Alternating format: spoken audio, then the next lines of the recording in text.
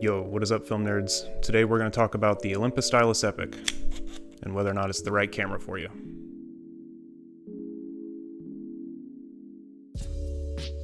Well, if you're anything like me, you get bored at work pretty easily and you start browsing eBay looking for cameras that you probably shouldn't buy because your girlfriend will notice that there's a new camera on the shelf and $500 missing from the bank account. About a year ago, I was in the market for a new point and shoot. I wanted something a little more discreet, lighter to carry, and, just overall good, so that when I'm taking photos of stressed out people in the airport, it wasn't too obvious. Being bored at work like I usually am, I spent a lot of my free time browsing YouTube and doing my research before I found the Olympus Stylus Epic.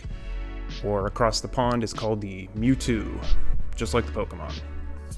Well, apparently the secret was out because everyone else knew that this camera slapped. And it makes sense, this tiny ass point and shoot checks off like 90% of the boxes you want in a regular analog camera. A sharp 35mm f2.8 lens, shutter speed up to 1/1000th of a second, it's pretty small, automatic loading, DX code reading from ISO 50 to 3200, and a light weather seal. So let's be real, if you're watching this video, you've probably already watched a bunch of other videos about 100 other people saying the exact same things I just said. This camera slaps. So I found the listing on eBay for $200. It was listed with a broken viewfinder and damaged. I messaged the seller asking any information on the viewfinder and if it affected the shooting at all. Instead of giving me any kind of info back or talking to me, he just lowered the price. Now, that should be a red flag to pretty much anyone who is buying anything online, especially on eBay. But your boy's a gambler, and I counteroffered with $5 more lower. He accepted, and now your boy has a point and shoot that works totally fine. Naturally, after buying something on eBay, I'm very excited and waiting for it to come to me. So I was going on vacation and wasn't sure if it was actually going to make it to me on time before it arrived so I could take it with me. But the girlfriend was coming at a later date. So when it arrived, she brought it with her and I was able to run some test rolls. And I was very pleased to see that it was in fine working order. So let's back up a little bit and talk about the pros of the camera.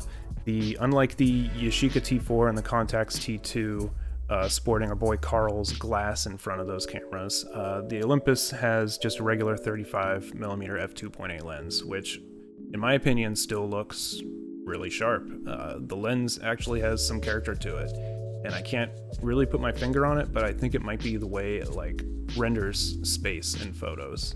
The images are sharp, and it just looks great. So the Stylus Epic's shutter speeds range from 4 seconds to 1/1000th of a second, which may sound pretty standard issue at first sight, but if you compare it to the higher end models, most of them only go to 1/500th of a second, like the Contax T2. The Yashica T4 goes up to only 1/1000th of a second, and even the Nikon 35 Ti only goes to 1/500th of a second.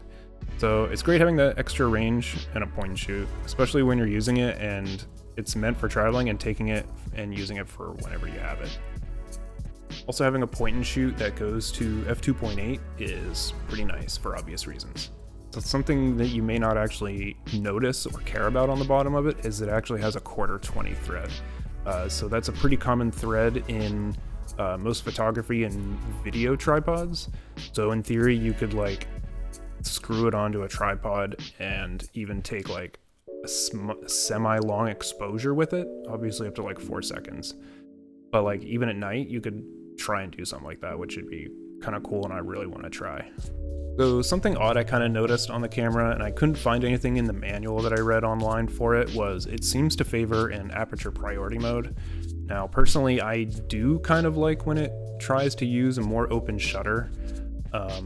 I like the more depth of field, but notice it does cause it to slightly misfocus more than you would like it to.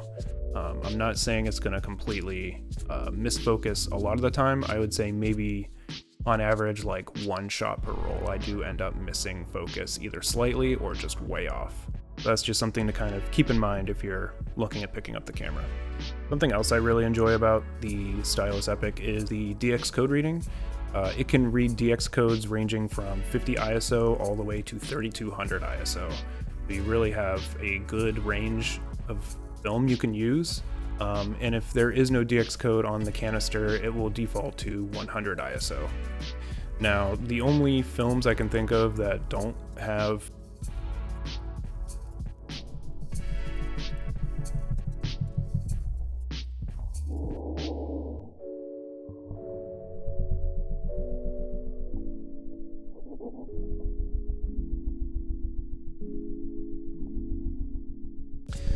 So not being a premium point and shoot, you really don't have that much control over the camera when shooting, other than like the flash control, the quartz dating, or focus locking.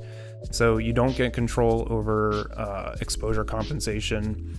You can't manually tell it what ISO film you're shooting to push or pull it, and you have to turn on and off the flash every time you turn it on. If you don't, you might forget that it's on, and you might accidentally flashbang someone who is totally not ready for it, which has happened many times.